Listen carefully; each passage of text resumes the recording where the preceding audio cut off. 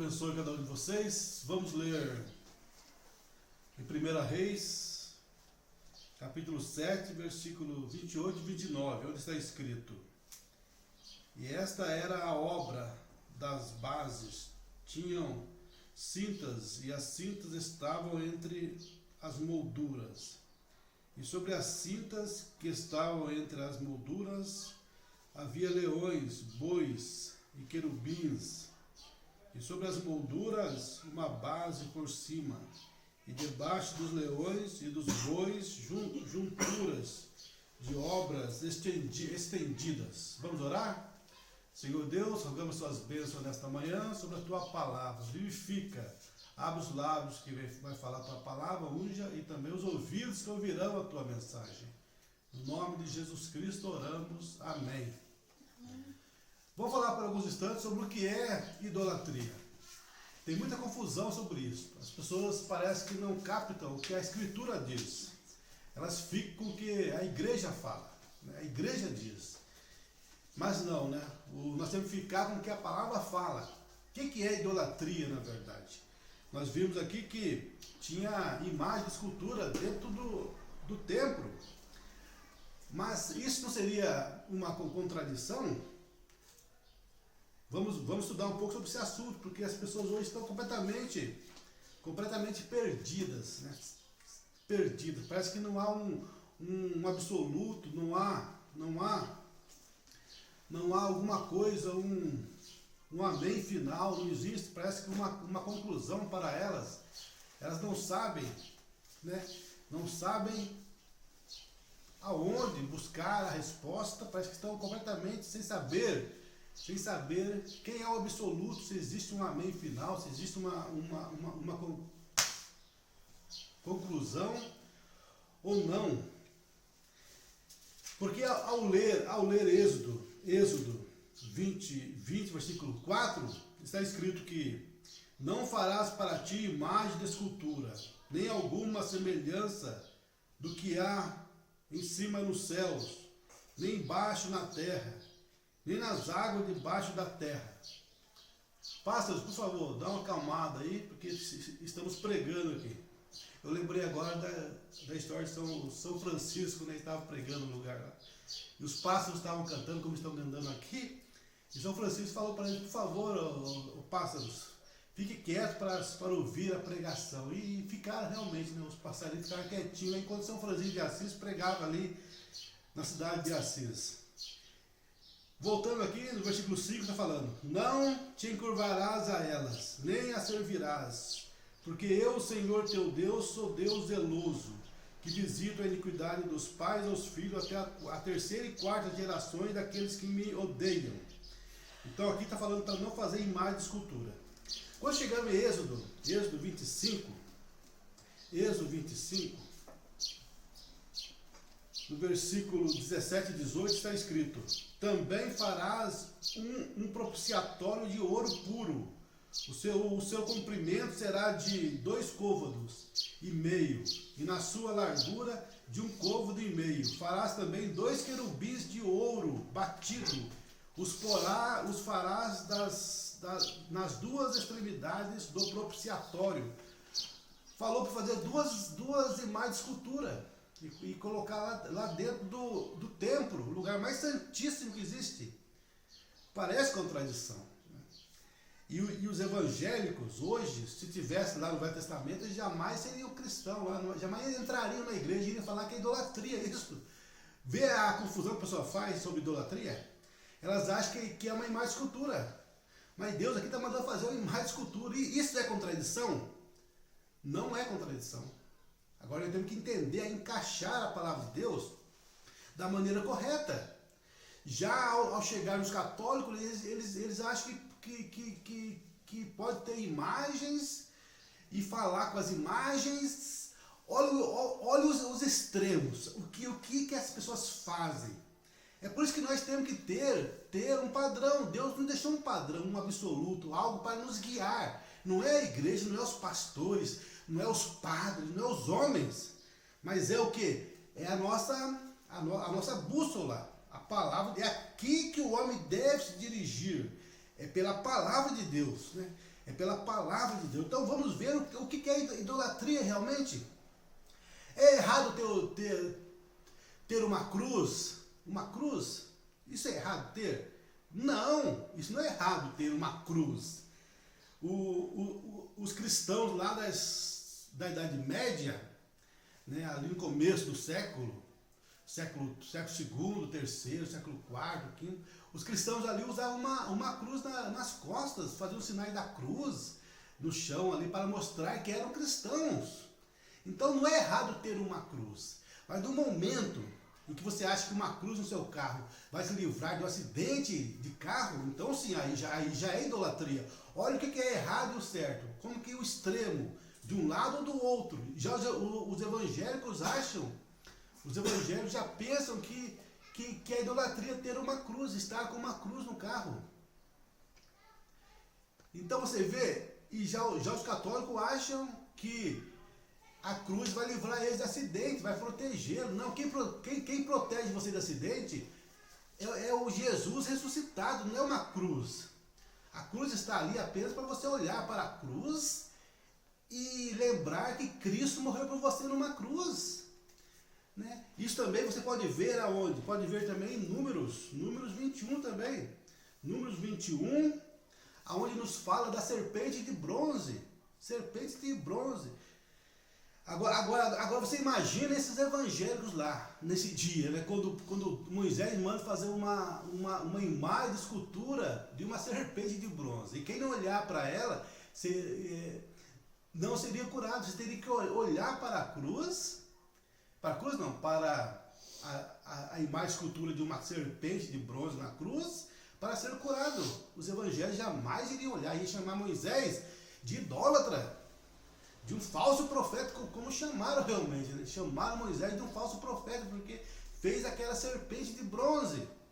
Isso está em Números 21, 8 e 9. Números 21, 8 e 9, onde está escrito: E disse o Senhor a Moisés: Faze-te uma serpente ardente, e põe-na sobre uma haste, e será que viverá todo que, tendo sido picado, olhar para ela. E Moisés fez uma serpente de metal, uma serpente, uma imagem, e pô-la sobre uma haste. E sucedia que, picando alguma serpente a alguém, quando esse olhava para a serpente de metal, vivia.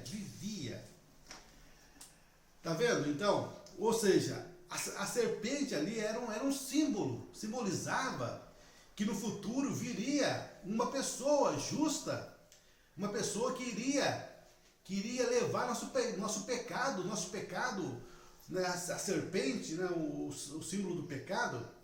Mas nesse caso ele estava simbolizando que o pecado julgado, que foi quando Jesus padeceu na cruz e foi levantado na cruz. E todos que olhar para Jesus é curado fisicamente e espiritualmente também do pecado, porque a morte de Jesus Cristo teve um significado duplo. Tirou as enfermidades do corpo, as doenças, câncer. Qualquer pessoa que olhar para Jesus e crer, se ela realmente tiver aquela fé e não duvidar, olhar e crer, não, por suas pisaduras fui sarado, olhar para Jesus na cruz e crer nisso, a doença dele vai sair. Não tem como não sair se ele crer naquilo, saber, por suas pisaduras fui sarado, e não olhar para a circunstância, não olhar para as dores. Porque a pessoa quer ser curada, mas quer primeiro ver a cura para depois crer. Não, você tem que primeiro crer. Por sua pisadura fui sarado, e não importar com as dores, com as circunstâncias. Você pode sofrer de dor do câncer por um dia, 2, 3 dias, 4 dias, 5 dias. Por quê? Porque você é curado, mas o câncer ainda, aquele tumor está dentro de você. Até o sangue limpar o seu organismo, demora uma semana mais ou menos, as dores vão aumentar até. E nessa hora você pode duvidar, não fui curado, eu fui enganado. Pronto, a doença, da mesma forma que a fé matou a doença, a dúvida ressuscita a doença.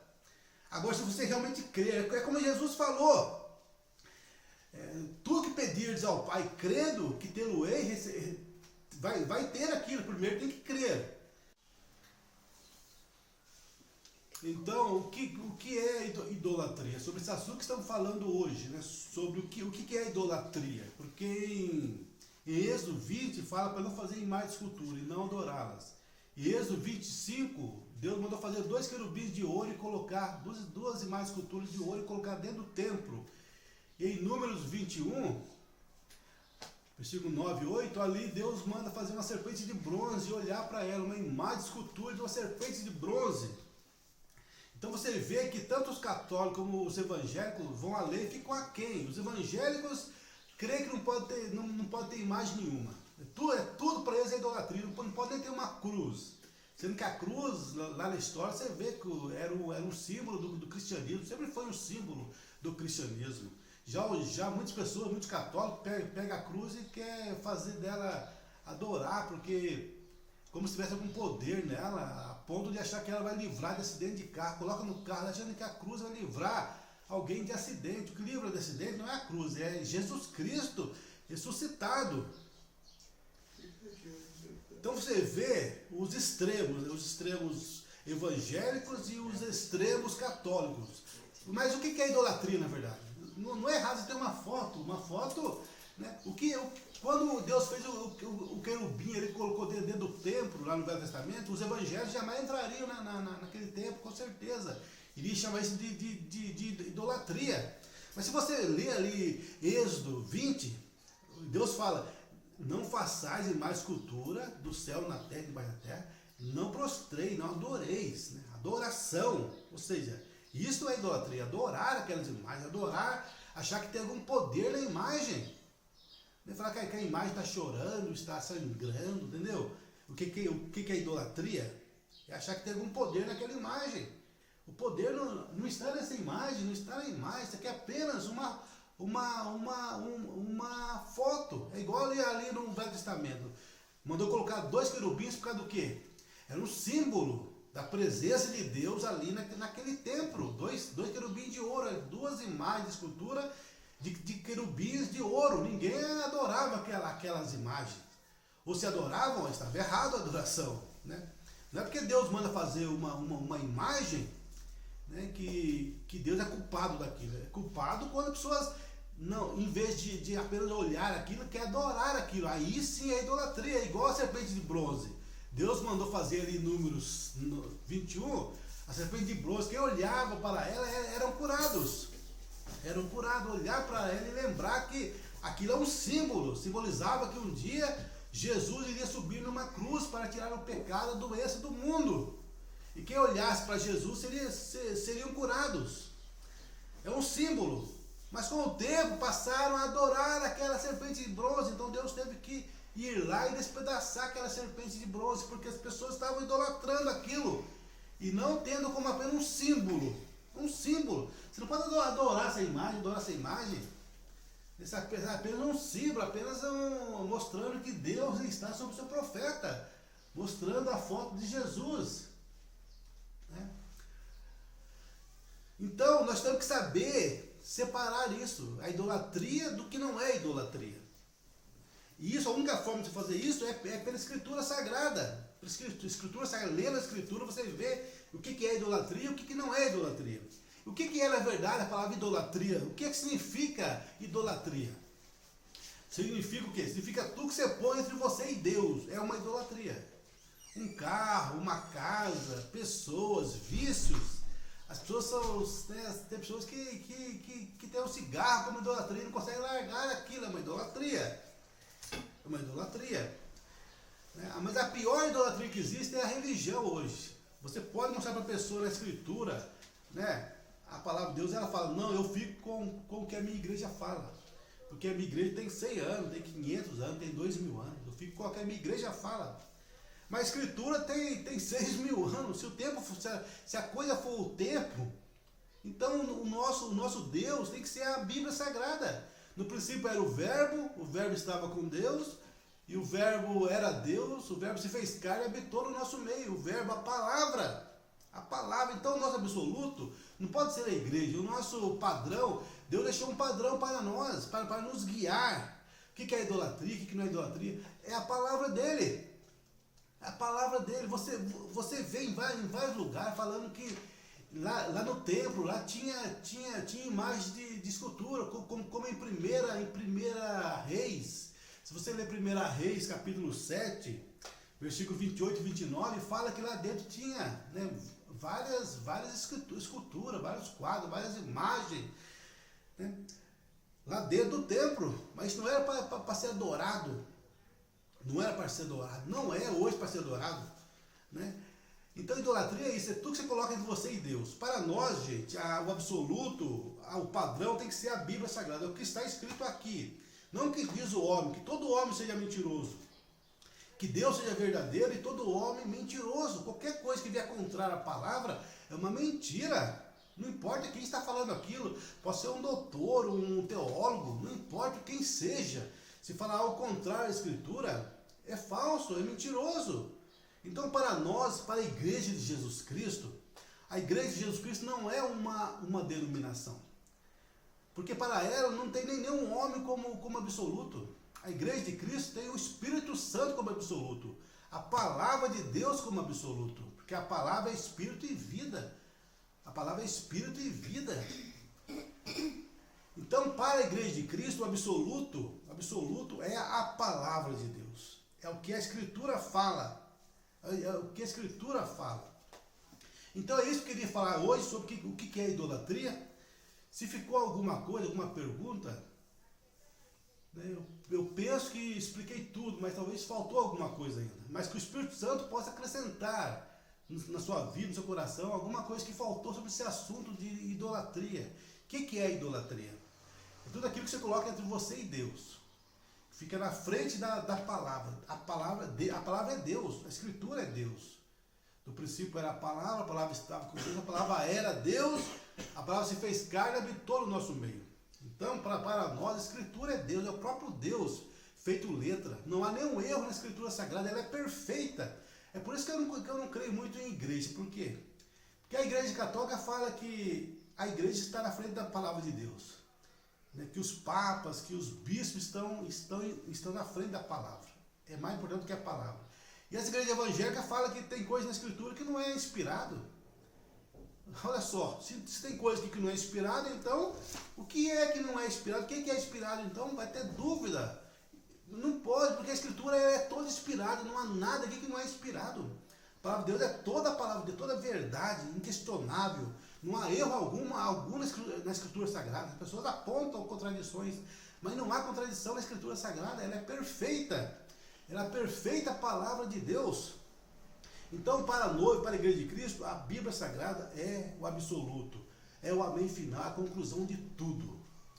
Que Deus abençoe cada um de vocês e possa mostrar para vocês o que é isto, o que é idolatria. O que é idolatria? Vamos orar? Senhor Deus, damos graça por esse momento, vivifica isso no coração das pessoas, Pai, nos abençoe cada um e vem nos abençoar, Pai, decidir, nos guiar na sua vontade perfeita, nos guiar para a verdade absoluta da Tua Palavra, tendo a Sua Palavra como absoluto, como a conclusão, nosso amém final. Isto é o que ela é para a Igreja de Jesus Cristo. As outras pessoas não, as pessoas estão perdidas, seguindo homens, seguindo igrejas. Mas a tua noiva, a tua igreja não. Para ela não importa o que a igreja fala, o que o homem fala. Para ela o que importa é o que Deus fala em sua palavra, que é o nosso absoluto, o nosso amém final. Abençoe o teu povo, Pai. Não somos contra ninguém, somos contra o sistema que engana as pessoas. As pessoas são sinceras, sinceramente enganadas. Tem misericórdia de cada um de nós. Vem nos guiar na sua verdade, Deus. Nós oramos e agradecemos no nome de Jesus Cristo. Amém. Deus abençoe cada um de vocês.